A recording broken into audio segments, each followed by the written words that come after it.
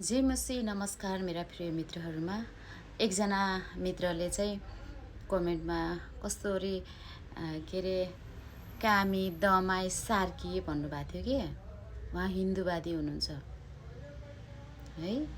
उहाँ हिन्दूवादी हुनुहुन्छ, हिन्दू सनातन धर्म मान्दै हुनुहुन्छ। उहाँले चाहिँ अनि दमाई कामीहरूले रे के भनेर भन्नुभएको थियो कि। अनि मलाई चाहिँ त्यो कमेन्ट चाहिँ यहाँ ल्याएर आउन मन लाग्यो होइन।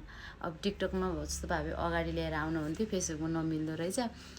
अनि मैले भन्न खोजेको कामीले बनाएको काठको कामबाट मन्दिरभित्र बाहिर काठले बनेको हुन्छ नि त होइन, बनाएको चल्ने, घर बनाएको चल्ने, दमाईले सिलाएको कपडा लाउन हुने, मन्दिरको भगवान्लाई लाउन हुने, मन्दिरको पर्दा सिलाएर लाउन हुने चल्यो।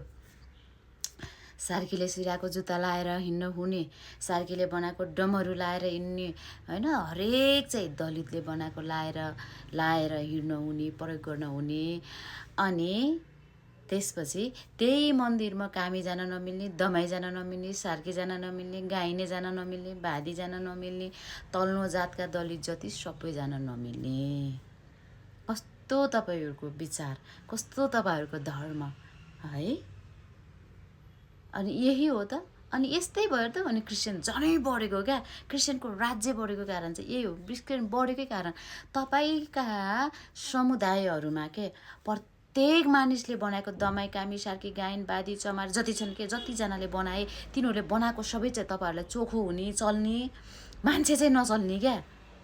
यही त तपाईँहरूको आफैले बनाएको मन्दिरमा आफैले बनाएको मूर्ति पनि त्यही दमाई कामीहरूले बनाउने हो नि त होइन, चल्न हुने, तर मान्छे चाहिँ नचल्ने। तर परमप्रभु हाम्रो परमेश्वरको राज्यमा चाहिँ त्यस्तो छैन। परमेश्वरको राज्यमा चाहिँ उत्पत्ति 1:17 हेर्नु, परमेश्वरले मानिसलाई नर र नारी बनाएर आफ्नै स्वरूपमा सृष्टि गर्नुभयो भनेको छ।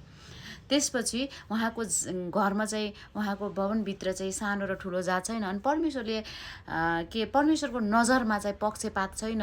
प्रेरित 10:34 र 35मा हेर्ने पनि उहाँले कसैलाई पनि कुनै जाति धर्मलाई पक्षपात गर्नुभएको छैन। उहाँको राज्यमा आउने सबैलाई उहाँले चाहिँ ग्रहण गर्नुहुन्छ, छुट्याउनु हुँदैन। मेरो चर्चमा नआइज, मेरो घरमा आइज, मेरो बाइबल नछो, मलाई प्रार्थना नगर भन्नुहुन्न। गलाती 3:28मा चाहिँ परमेश्वरमा जाति कुनै पनि सानो ठुलो हुँदैन, पुरुष र स्त्री छ, अनि त्यो चाहिँ सबै ख्रिस्टमा एक हो, फरक छैन। दमाई कामी सार्की गायन बादी छैन। हितोपदेश 22:2ले पनि भन्छ धनी र गरिब परमेश्वरकै हुन्, धनी होस् या गरिब होस् परमेश्वरकै सृष्टि हुन्। त्यस कारणले मेरा